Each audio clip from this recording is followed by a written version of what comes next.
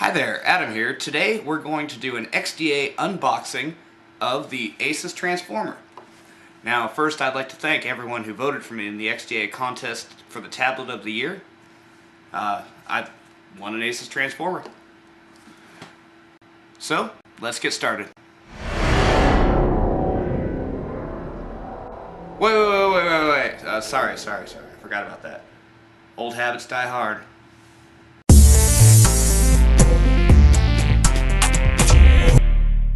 Alright, so here's the Asus transformer box.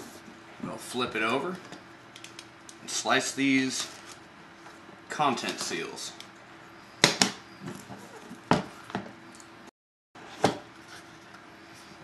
And inside we can see a nice Asus transformer wrapped in plastic.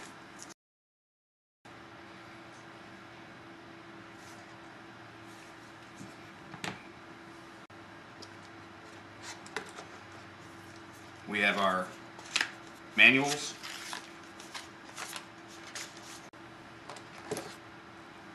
our media cable,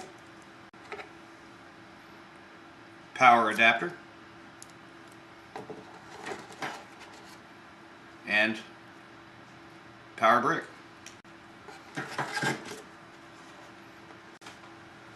Alright, so we'll turn it on and make sure that it works.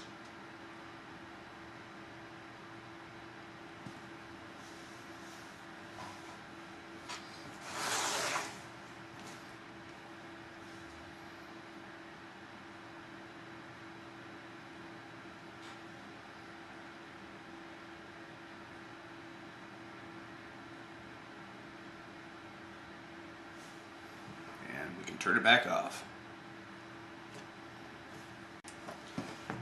So we've got two screws right here, right next to the media port. They're Torx T5 screws.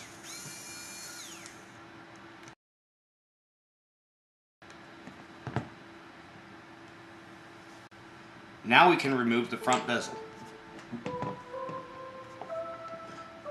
I'm using a guitar pick here, and that will separate the area just enough that we can get a case opener tool in there.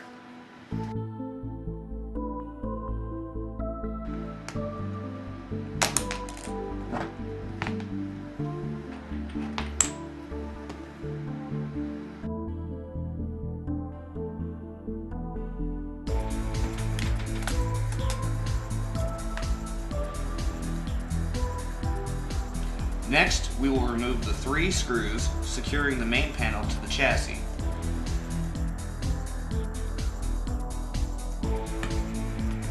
And 6 screws in the side.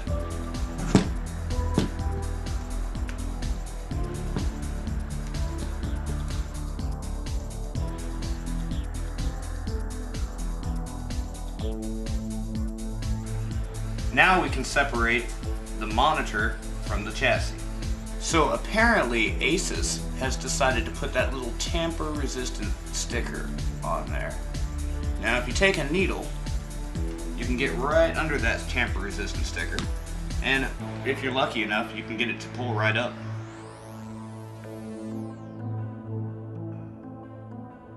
Now as you can see, my warranty sticker is neither broken nor removed.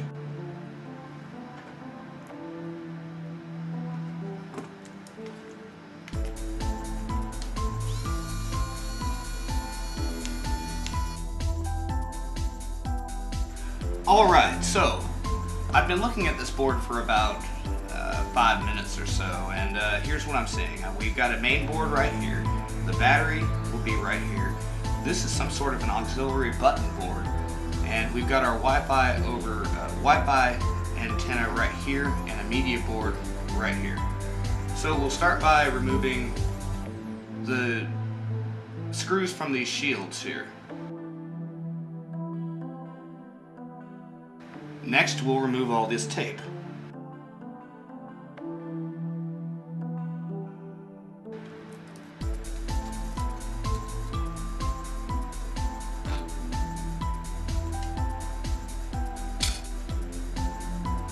Now we'll disconnect this connector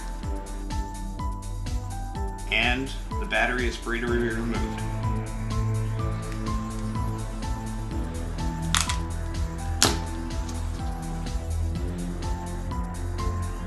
The battery connector here is a bit tricky, so you can't see them on camera, but there's these two tabs right here that need to come up in order for the battery connector to pop out.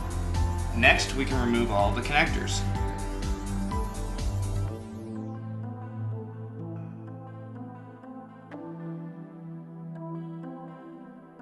Next, we will remove 1, 2, 3, 4, and 5 screws. Just lodge the camera so that it can come up. And there's a little bit of tape over here.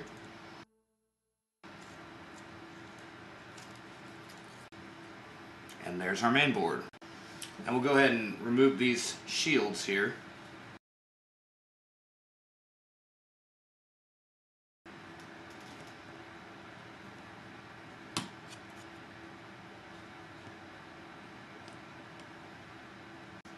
Alright, so this pretty much completes the unboxing of the Asus transformer. Some of my thoughts on the unit are there is an excessive amount of ribbon cable and board consolidation would have been a better choice.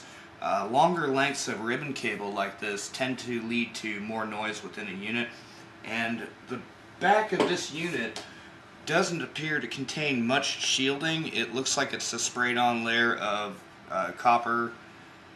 Doesn't seem to be an extreme amount of shielding for the back, so I would expect this unit to be prone to noise and maybe random failures a little bit later in life. Maybe not right away, right when you get the unit. The board looks like it has no conformal coating on it. I'm a big fan of conformal coating. It makes things a lot easier to work with. However, it does appear that they have used some sort of conformal coating around the edges. I would like to see it over all the components, so that way it makes it more rigid and durable in the event of dropping.